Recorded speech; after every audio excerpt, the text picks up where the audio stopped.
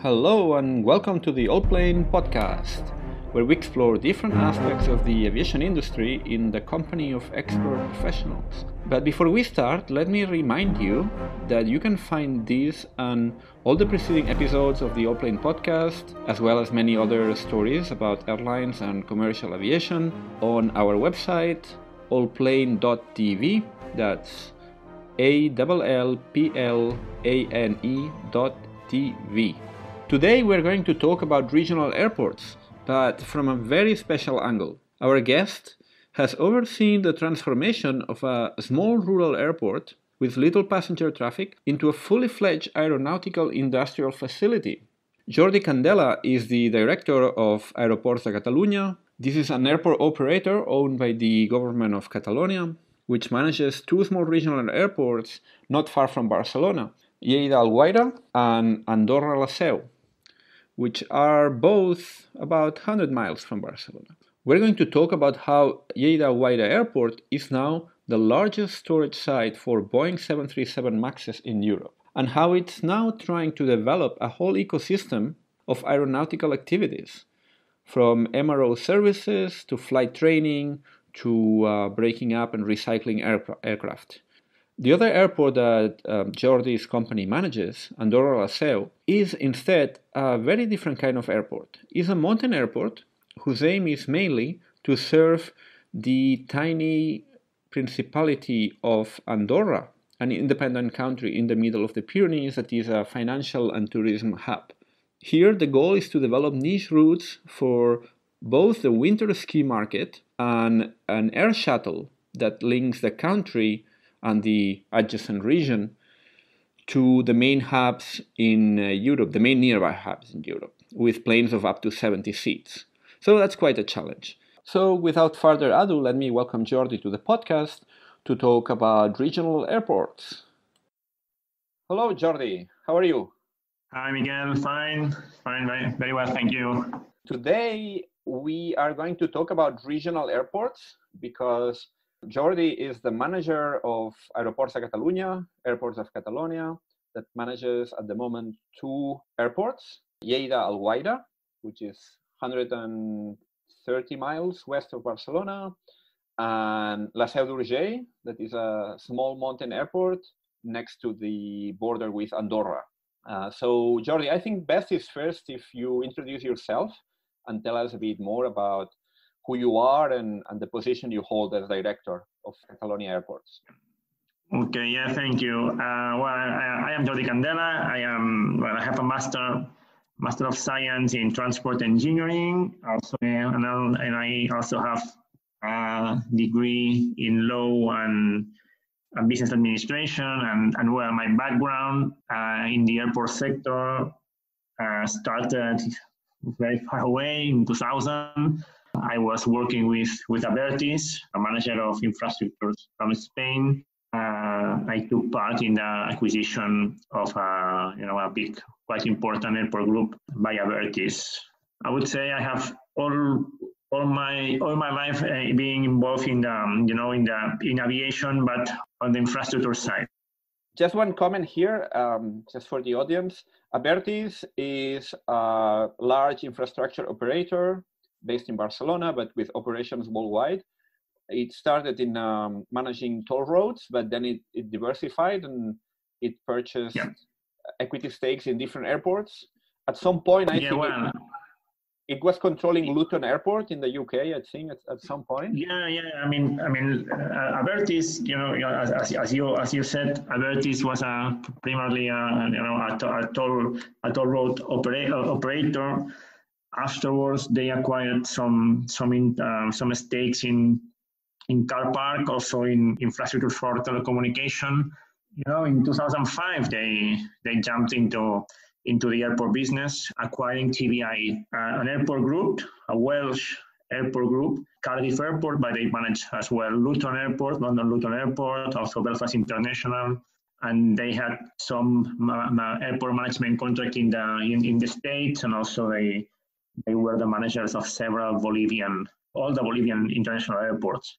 So then you moved from Abertis straight away into Airports of Catalonia?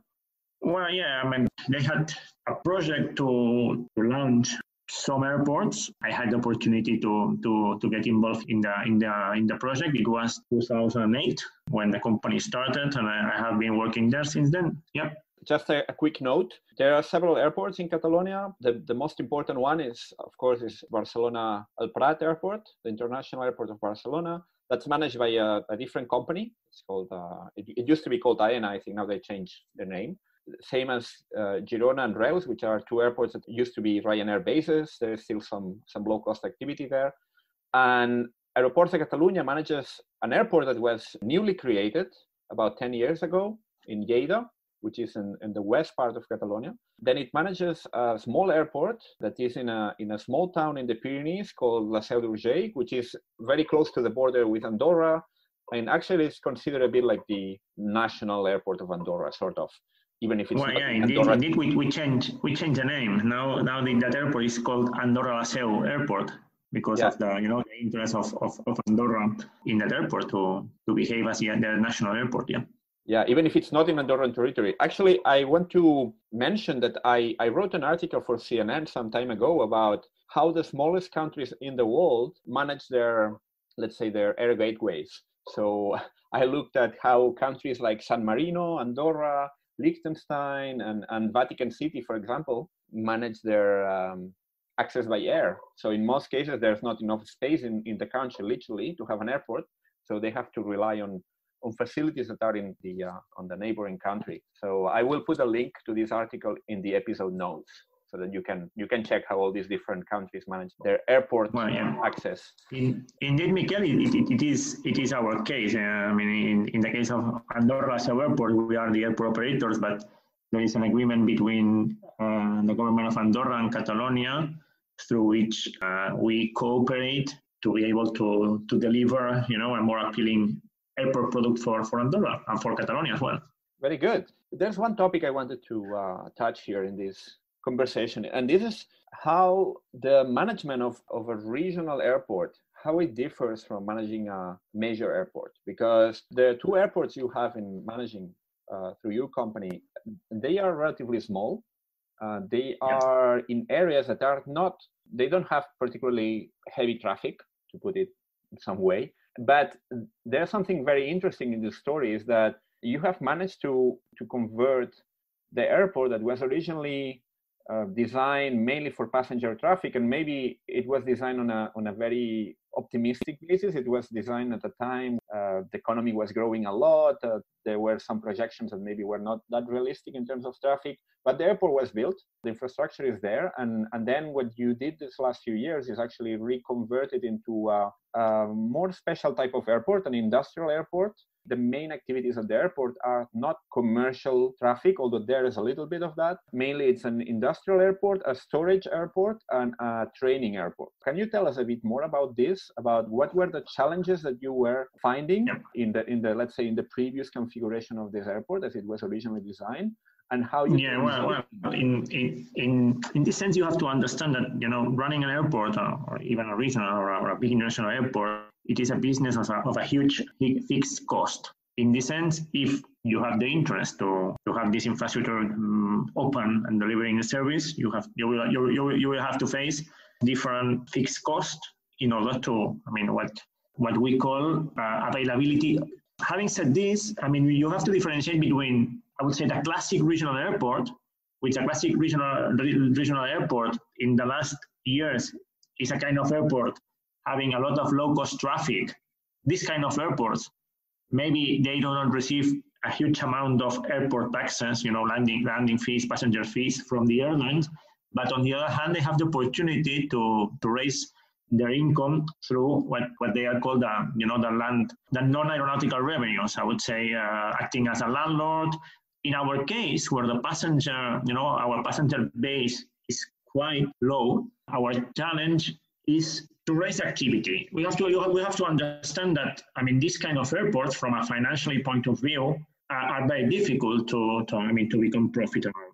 How many passengers you have right now per year in commercial? I would say a rough figure before COVID was between 50 and 60,000 passengers per year. So it's a very low base. This amount of traffic is not enough to face or to balance the cost that we face. So what we are trying is, from a financial point of view, but also from a social or economic point of view, considering the economy of the region of Lleida, is that we try to raise as many high-tech activities and aviation projects that can boost the economy of Lleida, and in particular to increase the employment and to give more opportunities to the citizens of Lleida, which is our major challenge as a public company.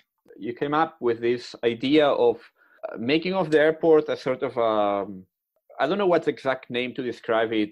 Is it an industrial airport, an MRO airport, a service airport, a storage airport? What's the right name for what you do now? I would say I prefer to avoid the word airport. To be honest, I am more comfortable, in a platform for aviation. Mm-hmm. It's like a Swiss knife that you can use it for passenger services, for traditional commercial aviation, but also for training.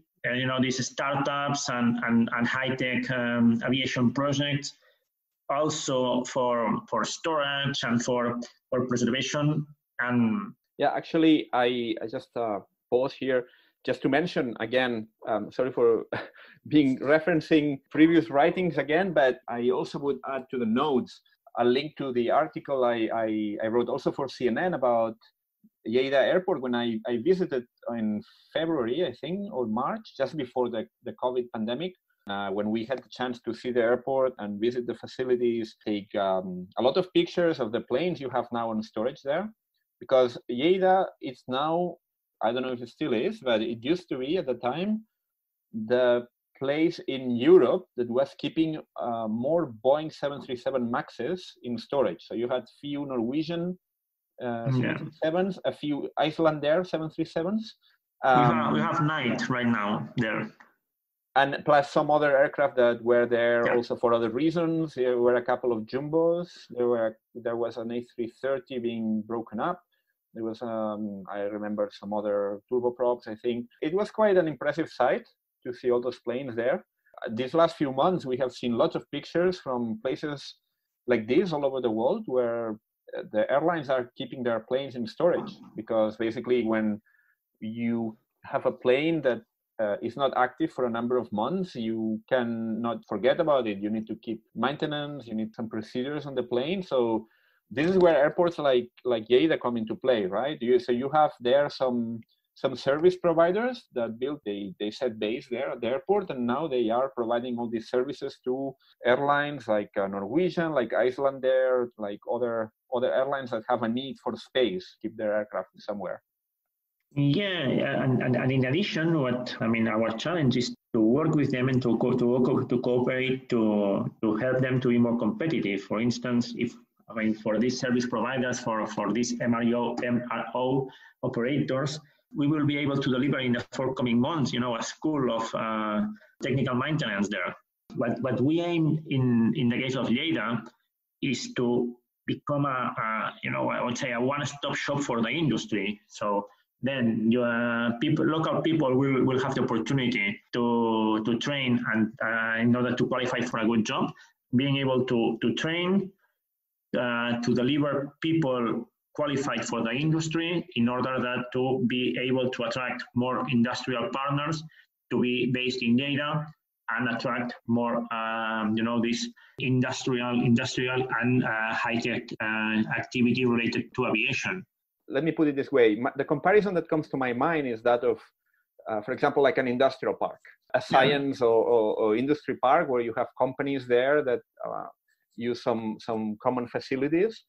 Because right now you have a company that is doing all this MRO stuff. So they are taking care of all these planes in storage. They are also breaking up planes in the parts and spares away for the secondary market. It's true. Also Norwegian is doing their own maintenance. Airlines are able to to base, a maintenance unit in our facilities. And you also have a flight school, right? So you're training pilots, international flight school. So you have pilots from many countries there coming to Lleida to train. Yeah, I mean, we have one of the European leading flight school. It's BAA Training. They are based, or they used to be based in Lithuania and Vilnius, and they choose Lleida because of the of the good weather and the reliability of the facility to cope with their needs. I mean, they still have the headquarters there in Vilnius, but they decided to choose Lleida for the reliability of the infrastructure and our flexibility of airport managers. And thanks to BAA Training, we have been able to handle more than 30,000 operations in 2019. Just from an operational point of view, it is in the top 20 Spanish airports. It was in 2019. I don't know. I mean, 2020 will be very difficult to compare. But the truth is that, for instance, in June, the BAA Training, they came back and they restarted very early the operation. And to be honest, they are performing quite well they have been performing quite well during all the summer. It is a good complement for in our strategy. Yours is a case of a business that actually the pandemic possibly, I'm not sure if say that it has favored you, but certainly you haven't suffered that much from the pandemic, because actually a big part of your activity, for example, the storage. Well, you already had the storage from the Boeing Maxes, but you have actually increased, right, the number of planes that you have in storage during this month. Yeah, we have a slightly increased, but the thing is that in the forthcoming weeks we will enlarge the apron. We will add 2 additional aprons that will be able to handle roughly 100 or ICAO-C aircraft. So in this sense, we will multiply our apron capacity 3 times, 3-4 times, depending on the configuration. So in this sense, this crisis has boosted the investment in infrastructure just to be competitive and to fulfill the industry needs. And also we will complement this investment with the construction of a new hangar which is expected to have 6,000 square meters. So, and with 2 positions for 320s or 737 and one for 330. So in this sense, this situation has triggered our investment. And and the challenge that we face right now is which will be I would say the rational investment suitable for the case of Lleida, because it's true that we expect and the industry will need a lot of apron space and a lot of cheap apron space. But on the other hand, we have to. We always think about what can happen in the next between 5 and 10 years. So it's just to find a balance between the short-term needs and our financially healthy business model for the public investment. Yeah, actually, you just touched what was going to be my next question, which is the business model on this type of airport. As you mentioned, you consider it to be more of a landlord, as an industrial facility. In a normal airport, you normally have the fees, the charges paid by the airlines by the passengers ultimately, but also by the airlines. So there's a number of fees per passenger, per aircraft, per movement. And then there's all the revenue from the shops that are ultimately depend on the flow of people. In your case, your business model is a bit different. Can you tell us a bit more about how this works? Do people pay you like a rent to operate in the facilities? What's the business model? Well, indeed, commercial airports, they have also, they may have a quite important amount of income coming from the rents and utilities. In our case, since our base of passengers is not very high, and also we don't have these non-aeronautical revenues, we have to rely on on the rent, and that's why our business model is focused on this source of revenue. And in this case, we have to be very careful because here we have the competition from the United States, where prices are very low. In the case of Europe, there are different players, and in the last month we are facing with new players offering very low rates. So in this case, we have to reach a balance between an appealing parking or rent rate, but being able to justify the public investment that we may have to face. That's how roughly how our business works. And this is valid for apron spaces. This is valid for office spaces, and for any room and any land that we might rent. So your competitors would be places like Teruel or Châteauroux. Yeah.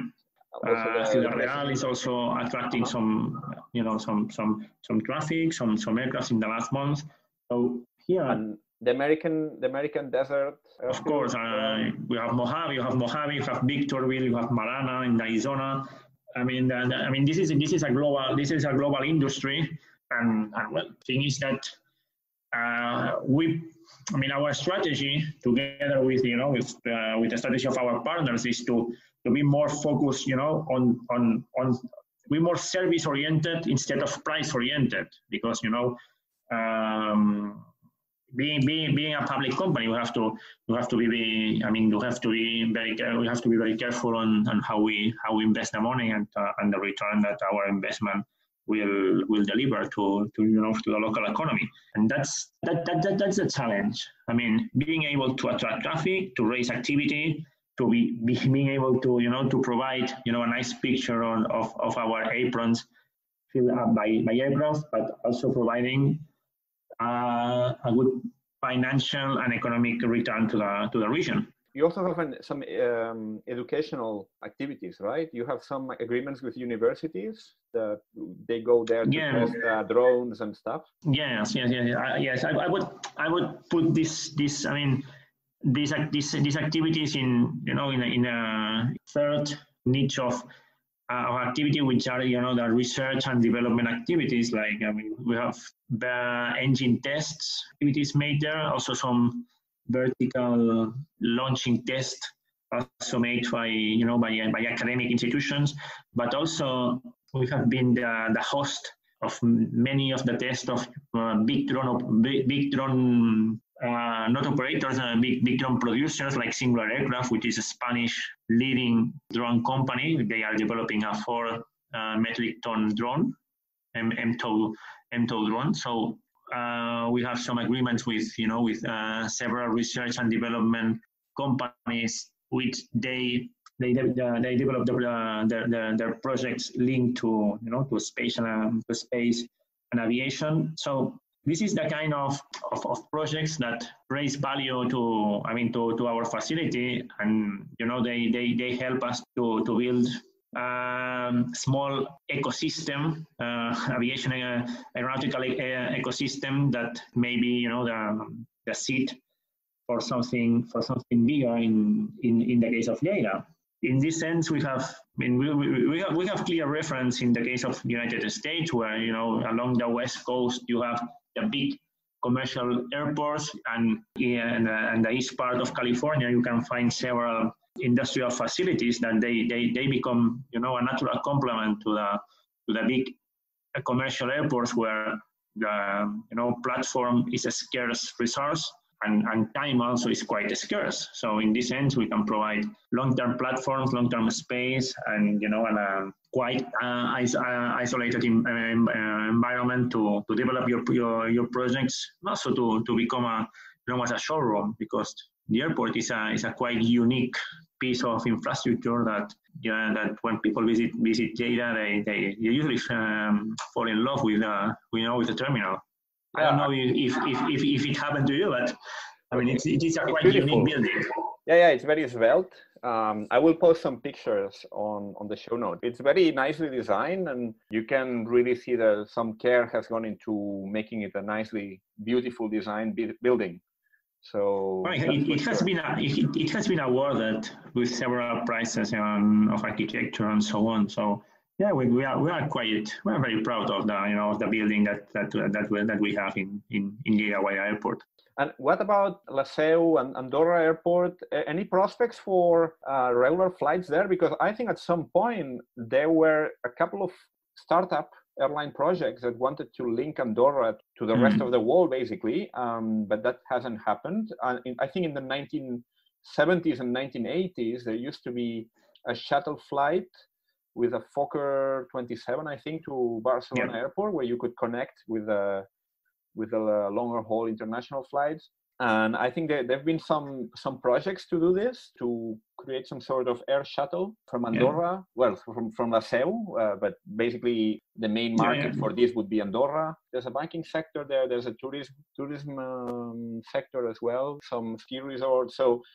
So there was this project, but this hasn't happened yet. What are the latest news? I mean, of course, not now with the pandemic, but are there any serious prospects there of some regular service? If these regular services they will happen soon. The good thing of La Seu is that as airport operators, we have been able to get from AESA the permits of an IFR non-redundant procedure based on GPS.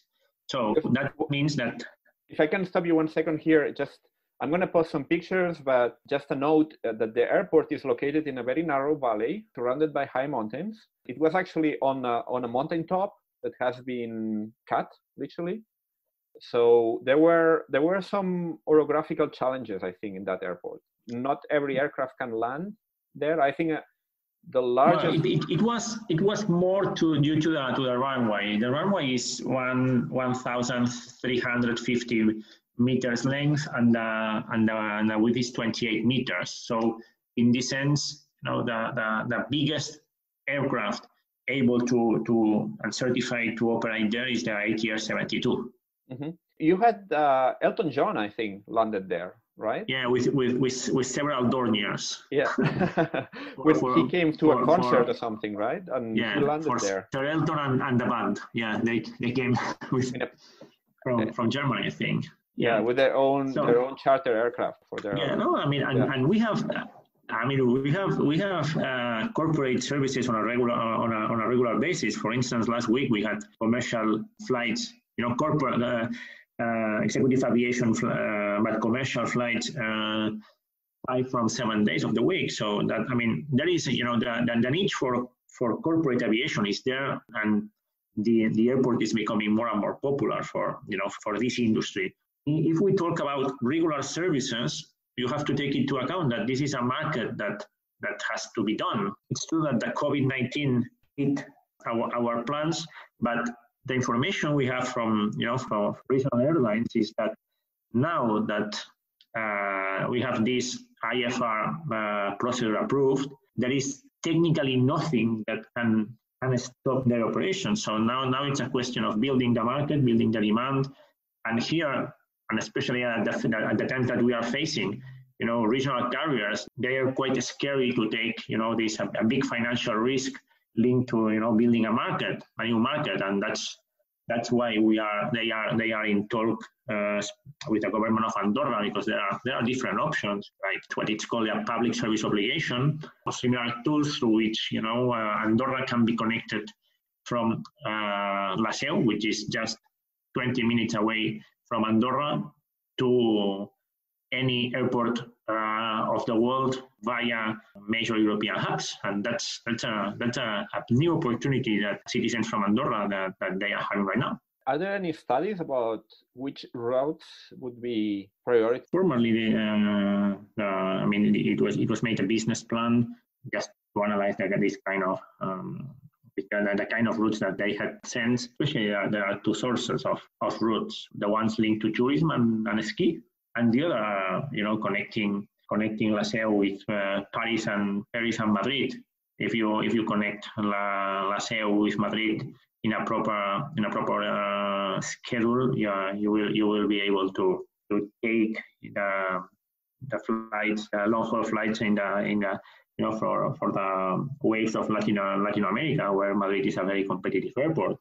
And if you fly to Paris, it is a similar case from Madrid as well. So here, from a connectivity point of view, Madrid and Paris would be the more logical, more reasonable routes to launch. That in terms of ski, UK has been traditionally a big market for ski in Andorra.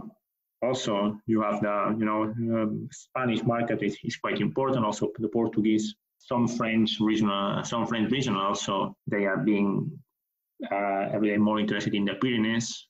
And ski is not a big market, but it for a kind of regional airport like La Seu, we are thinking on packages of 50 people packages. There is room because it's more. You cannot land very large aircraft anyway. So that's. This is a big condition, but the major challenge is to put this aircraft this airport in the mind of these ski niche tour operators. There are quite a few in Europe. Mm-hmm. Interesting. That's definitely something to keep an eye on and see how these efforts to develop this market go. It would be interesting to have such a mountain airport operating routes to all over Europe in the near future. Well, indeed, in Switzerland there are a few similar airports like La Seu, and they are running quite well. I mean, you have to understand La Seu linked to a regional strategy of the Pyrenees. So in this sense, having an airport just in the Pyrenees, very, very well located, it is something quite valuable that I think that the tourist sector will take profit very surely. Very good.